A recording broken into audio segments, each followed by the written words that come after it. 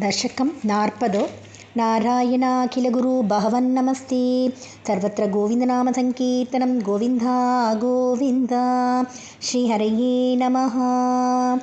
तदनुनन्दमनन्दशुभास्पदं नृपपुरीं करधानकृते गतं समवलोक्य जगादभवत्पिता विदितकं ससहायजनोद्यमः। अयि सखे तव बालकजन्ममा सुखयतेद्य निजात्मजन्मवत् इति भवत्पितृताम्र जनायके समधिरोप्यशंसतमादरात् इह च सन्त्यनिमेतशतानि ते कटकसीम्नि ततो लघुगं यथा इति च तद्वचसा व्रजनायको भवदपायभियादृतमाययौ अवसरे खलु तत्र च काचन व्रजपदे मधुराकृतिरङ्गना तरलषट्पदलालितकुन्तला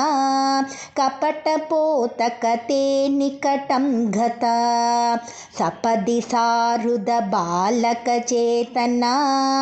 निशिचरान्वयजा किल पूतना व्रजवधूष्विहकेयमिते क्षणं विमृशतीक्षुभवं तमुपादधे ललितभावविलासरुधात्मभेर्युवतिभिः प्रतिरोधुमपारिता स्तनमसौ भवनान्तनिषेदुषी प्रददुषी भवते कपटात्मने समधिरुह्य तदङ्गमशङ्कित त्वमथ बालकलोपनरोषितः महदिवाम्रफलं कुचमण्डलं प्रतिचूषितदुर्विषदूषितम् असुभिरेव समं दयति त्वयि